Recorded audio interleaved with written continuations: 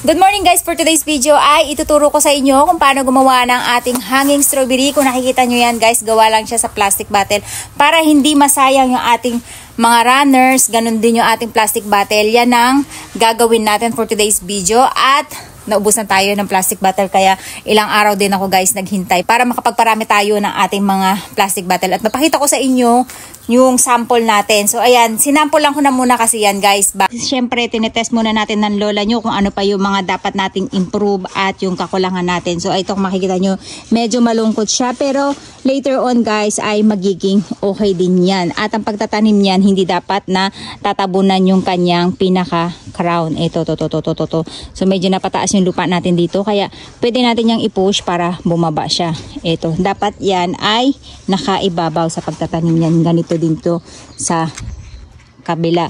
So ayan guys, ito lang yung mga nanggaling na runners natin sa ating mga lumang strawberry. Kung makikita nyo maliliit pa siya, ito medyo malaki na siya. Pero later on guys ay magiging malago yan hanggat medyo malamig-lamig yung panahon. Sa summer okay din, nagbubunga din at aabot din sila. So magtataka kayo guys bakit may ganito.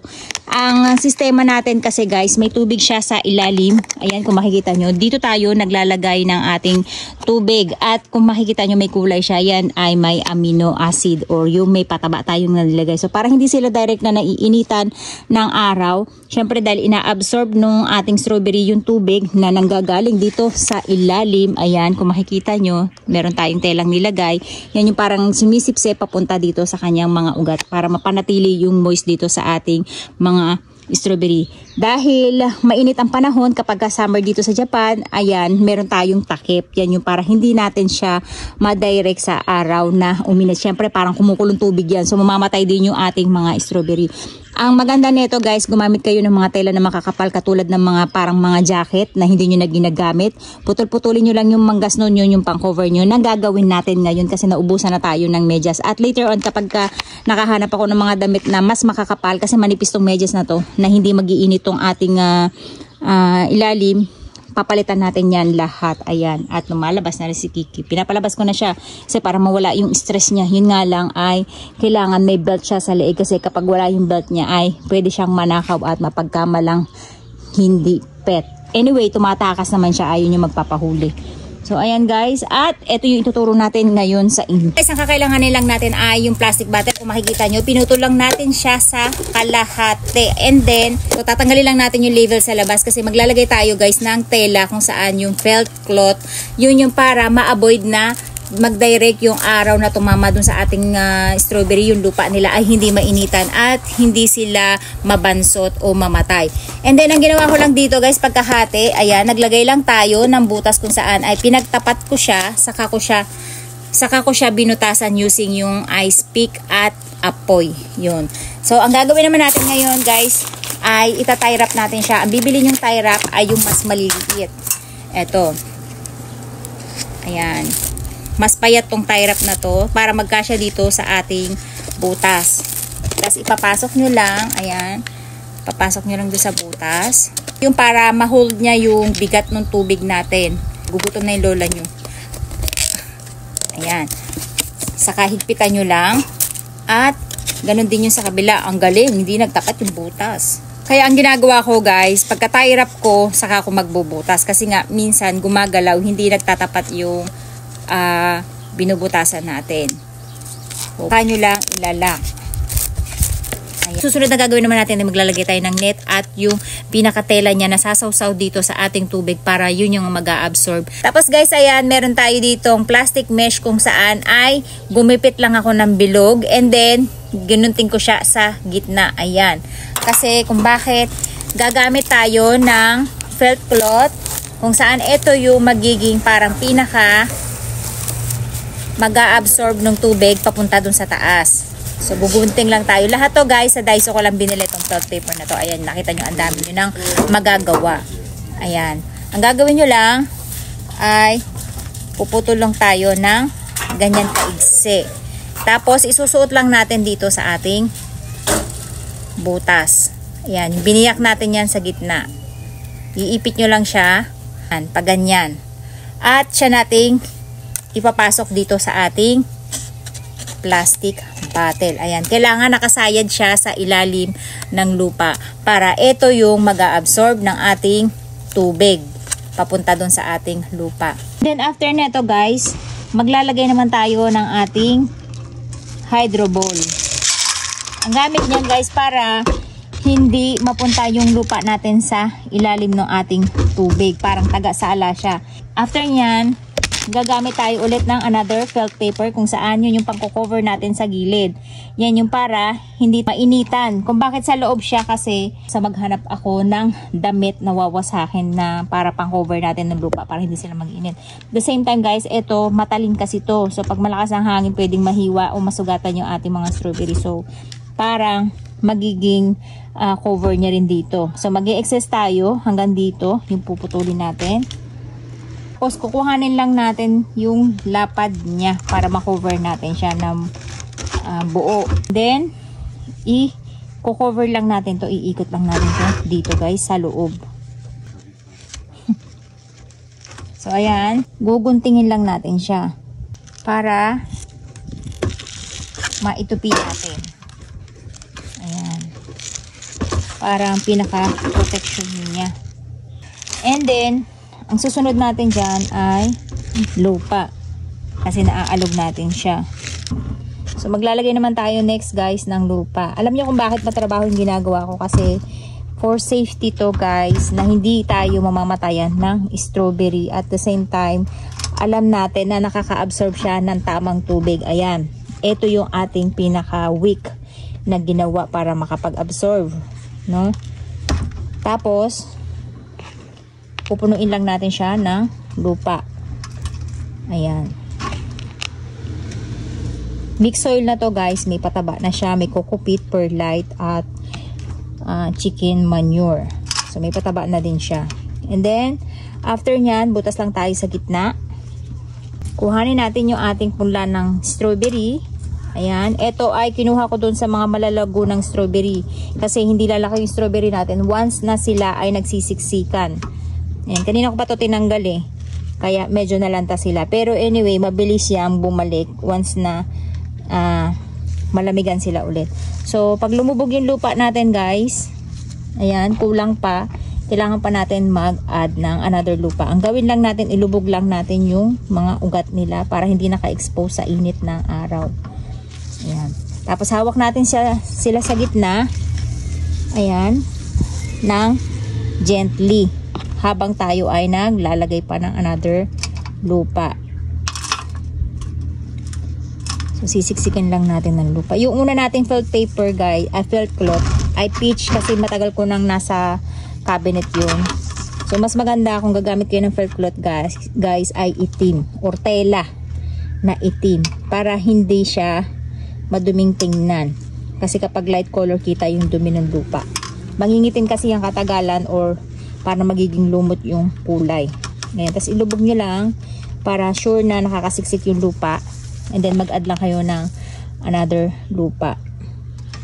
Sa pagtatanim ng strawberry guys, kailangan ay nakaangat itong, ayan, yung part na yan, yung parang pinakakaraw niya sa ilalim. Kaya ang gagawin nyo ay aangat nyo siya ng konti, saka nyo siksikin yung lupa sa ilalim para hindi siya masamang lumubog. Ayan.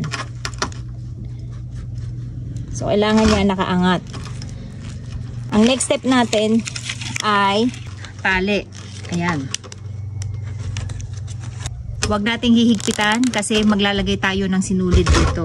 Sunod natin gagawin guys ay itatali naman natin sila. So susukatin natin siya doon sa mga nauna nating tali. Papasok lang natin siya dito sa ating ginawang sabitan.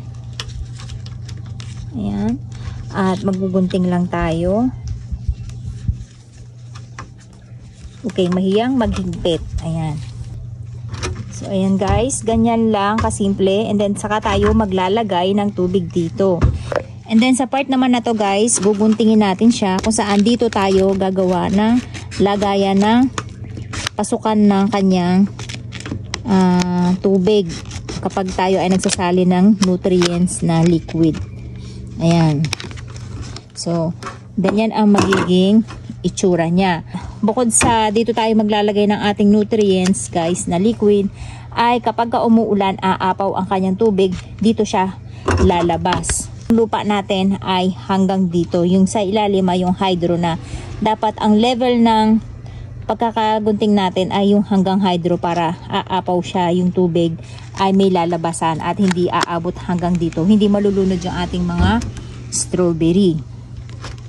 So uulitin lang natin ulit guys. Ito yung ating plastic mesh.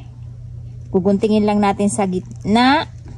Saka natin padadaanin ating tela. Yung kahit na anong tela guys, pwede.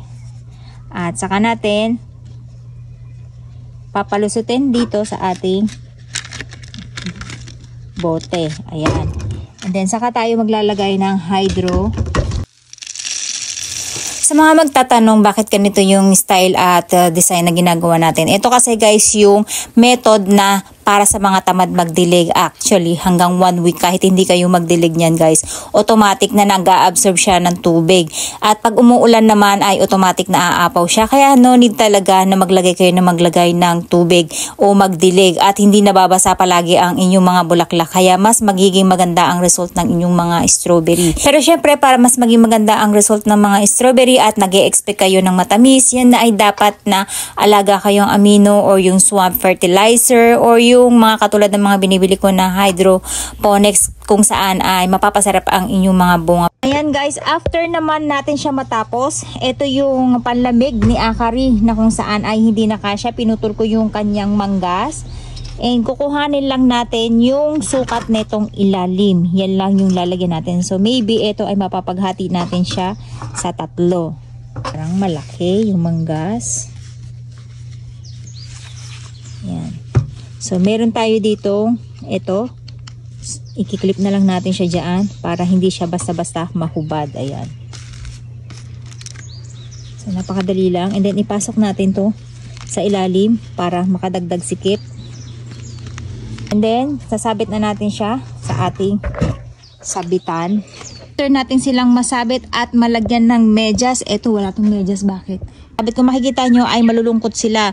Pero wag kayong mag-alala guys kasi mabubuhay at mabubuhay. Ang katulad nitong ating isa. Ayan, kung makikita nyo, diba? Nagkakaroon siya ng buhay dito. So guys, na tatayo-tatayo yan at magpuproduce siya ng maraming dahon.